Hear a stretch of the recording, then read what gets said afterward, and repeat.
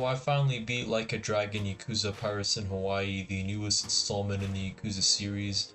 And if you don't know, I'm a big fan of this series. I've played through every entry from Yakuza 0 all the way up to Yakuza Infinite Wealth, or Yakuza 8. And I really liked Yakuza 8, so when this game was first revealed at the RGG Summit for 2024, let's just say that I wasn't exactly sold on this game. I had just come off the hype train of Yakuza 8 and I really wanted to see what happened next, especially after that insane ending with Kiryu. So a side game set in Hawaii featuring pirates, it didn't really seem all that exciting to me at the time. But as more trailers came out and I saw more of the ship combat and Majima's gameplay, I realized that this game might actually be kind of fun. I like One Piece, I like pirates, and I like Yakuza, so a Yakuza pirate themed game sounds like a match made in heaven. Plus, the game was returning back to its traditional action-based beat-em-up combat style, which we all know and love, instead of the usual JRPG mechanics which have been implemented in the recent entries. So when this game finally dropped, I decided to bite the bullet and give it a try, and I'm glad that I did because this game was surprisingly good. Now, I wasn't completely sold on the game at first, if I'm being honest.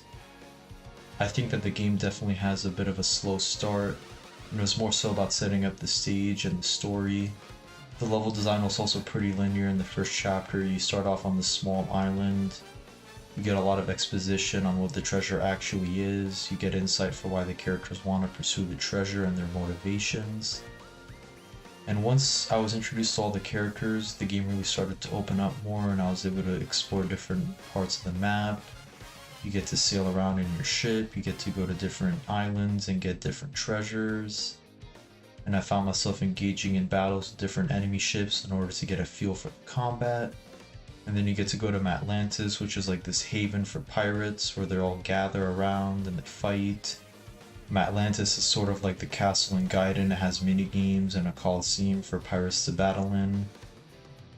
And Atlantis really became the driving point for me to keep playing the game. I just really like that location and all the activities that are offered.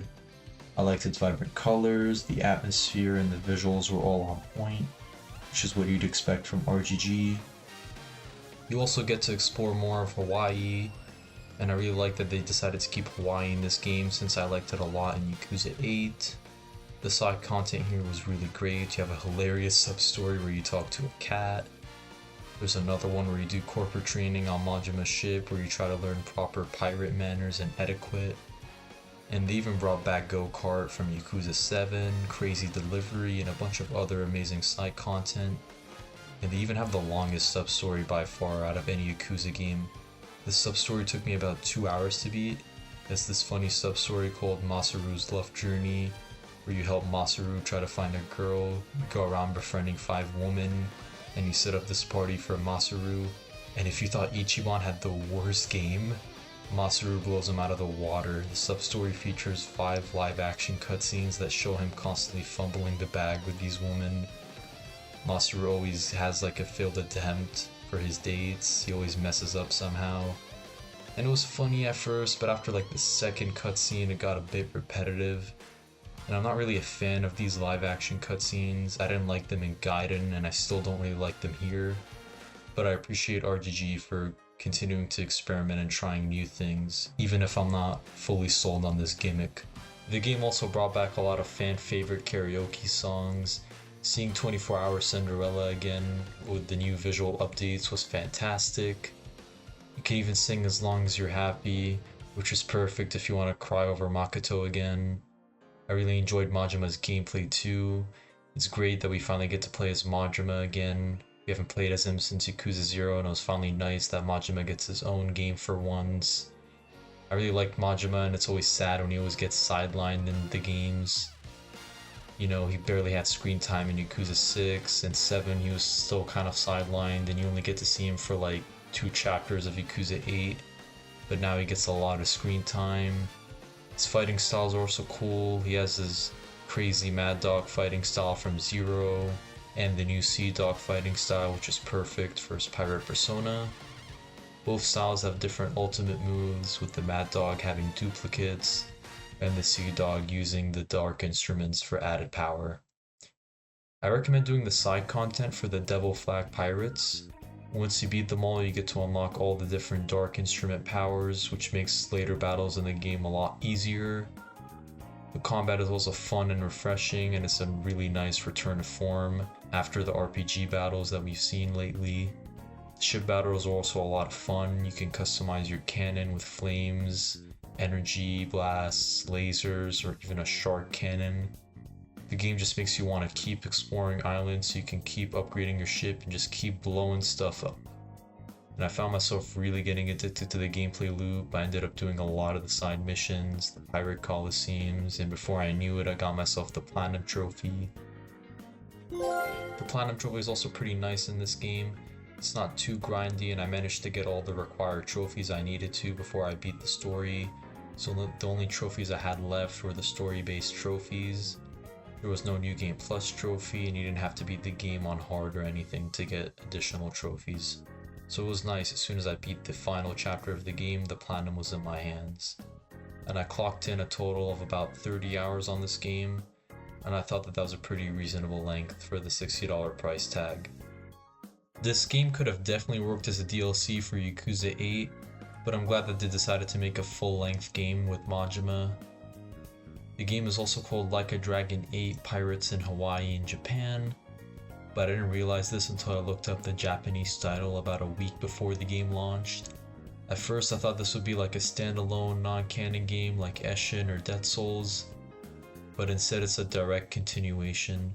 This is the one thing I hate about the titling of these new games. They raise a lot of confusion for newcomers to the series. Since the naming convention has changed since Yakuza 6, they switched the titling from Yakuza to Like a Dragon, which is nice since that's what it's traditionally called in Japan. But the problem is that they removed all the numbered titles, which makes it confusing for people wanting to get into the franchise. But if you liked Yakuza 8, then I think you'll definitely like this game. It's the perfect follow-up. Majima searching for the treasure on Nelly Island. He gets more insight on the aftermath of Yakuza 8 with Bryce and Ebina's second dissolution plan. The game really feels like a seamless continuation of Yakuza 8, and I appreciate how it ties everything together, with the events of Yakuza 8 carrying more weight as a result. The story doesn't feel isolated. There's a strong sense of continuity between the games, making the stakes of Yakuza 8 feel more real. The game even brings back some of my favorite old characters. We have the return of Minami from Yakuza 4 and Nishida from Yakuza 2. I like that they brought them back. I like seeing Majima's old crew in the fold again. I think you'll definitely have a lot of fun as a newcomer if you play this game, but you are definitely going to be lost by the end of this game because things get pretty wacky, because a lot of it hinges on the events of Yakuza 8. And the story for this game is rather simple. I think that's a fair word to say. Majima goes on a treasure hunt with the usual backstabs and betrayals that you would come to expect from a treasure hunting story like this. It's more of a fun, lower stakes type story, which I appreciate after the chaotic and serious plot of the last game. So I found it refreshing that this game decided to tone things down. The game also has good characters. Majima's interactions with Noah are playful and cute. Noah is a young character who aspires to travel and explore sea life. And when I first saw him, I thought he was going to be the annoying kid character, because usually the kid characters in video games tend to be quite annoying. They just always complain and whine. But he's actually pretty mature in this game, and he's quite likable. I really liked seeing him and Majima interact. Majima's dynamic with him is really interesting. It's also nice to see Majima take on this like caregiver role, similar to how Kiryu looks after Haruka in the other games. The supporting characters are also pretty solid with Jason and Masaru. And Masaru's pretty funny. Even Saejima makes a return in this game. But I still wish that he had more screen time in this game. He's introduced around chapter 3 of this game, which is pretty late considering that this game only has 5 chapters. But him and Majima always have great chemistry as usual. Their banters are good. I really liked whenever they would interact with each other in Yakuza 4 and 5. So getting to explore that again was a treat.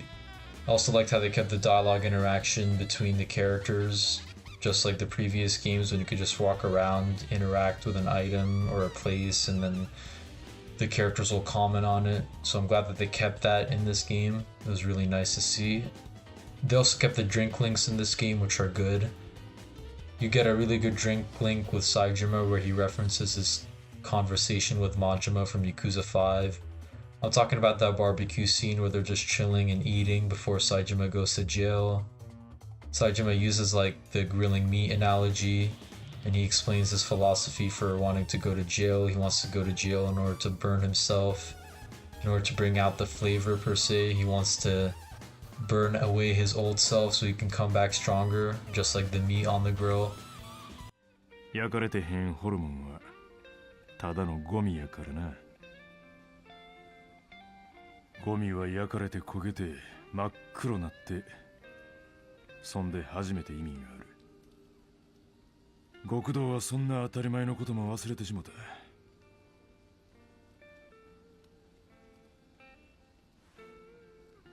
だからお前はもう一回勤めに出ると？約束したんや、桐生と。登場会をもう一度通用するて。そのためやったらあと1年や2年自分焼くくらいの覚悟はある。兄弟。And that was always one of my favorite themes and conversations from Yakuza 5, so I'm really glad that this game acknowledged the events of Yakuza 5. I think that Yakuza 5's events tend to get overlooked because it's a pretty long game, but I'm glad that this game actually acknowledged it. And again, this game just does such a good job of recontextualizing the events from previous titles and really fleshing out these characters, and that is especially apparent in the ending of this game.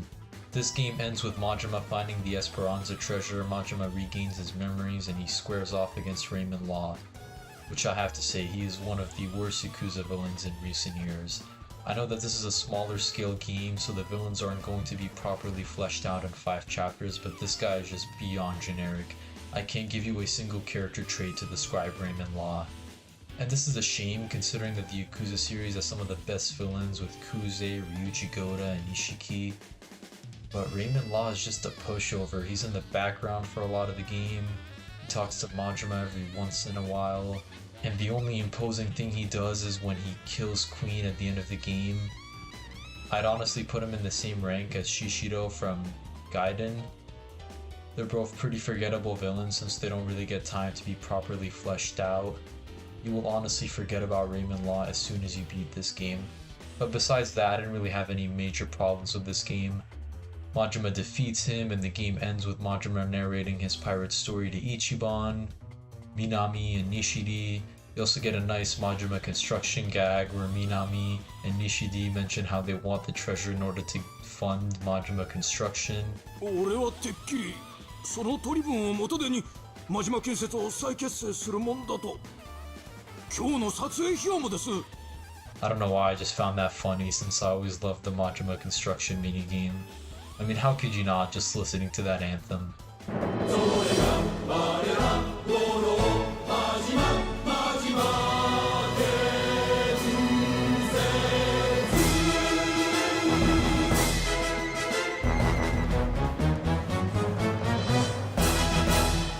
And after that, you get the most insane ending to a Yakuza game, and I mean it. You get a funny DreamWorks ending, dance sequence with Majima and the crew. And honestly, I would hate this if it was in any other game, but it fits the tone very well for this game. And that's the thing that I really appreciate about this game, how it balances the tone. And that's always been the strong suit of these games, how they manage to balance the goofy moments with genuine, heartfelt, emotional story moments. Like I said, I think this game's story may be a bit on the smaller scale side of things, but the emotional payoff is definitely here. Especially when you realize that Majima went on this entire journey not just for the treasure, but because he wanted to find the elixir of life to save Kiryu from his cancer. And I really appreciate how the game doesn't immediately reveal Majima's true intention, which is why they went with the whole memory loss plot twist. And it was such a great reveal. Really makes me appreciate Majima's character even more. I know that Majima is known for his chaotic and abrasive persona, but underneath his crazy mad dog act, he genuinely cares for his friends and allies. And the final post-credit scene perfectly encapsulates this, with Majima and Saejima reminiscing about their adventures outside of the hospital. I really like scenes like this. It's always a staple of these games. I really like when characters are just chilling, having a one-on-one, heart-to-heart conversation. These scenes usually carry a lot of emotional weight, and it's just nice to see our characters just chilling and talking about life. It just warms your heart as Majima enters Kiryu's room and Majima recaps his entire pirate adventure to Kiryu. And man, I could not have asked for a better ending. I really like how this game retains the bittersweet, yet optimistic ending of Yakuza 8. I still hope that Kiryu's story comes to a close though. I truly believe that he will beat cancer. He's going to tiger drop that shit into oblivion and keep living on. However, I still hope that Kiryu gets the rest he deserves. It's been a long journey for Kiryu. And I'm not saying that Kiryu necessarily has to die for there to be stakes in the story. I think we could get short cameos of him here and there in the future games, but I think that he should just be a mentor character. He should just guide Ichiban and give him wisdom when Ichiban needs it. And I think that if you just bring Kiryu back, it would just really undermine a lot of the emotional weight that these games have built. And I really think that Kiryu's story has come full circle and they should just end on a high note while they still can. But that's really my only concern for these games moving forward. But I guess we'll just have to wait and see what RGG does in the future. But overall, I was pleasantly surprised by this game. I can see why some people may hate this game and just see it as a goofy, inconsequential spin-off. But as a Yakuza fan, this game gave me everything that I wanted. Just a fun pirate adventure game with real-time combat and some really heartfelt, touching moments. And I'm really excited to see where the series goes next. So my final verdict for Like a Dragon Yakuza Pirates in Hawaii is going to be a solid 7 out of 10.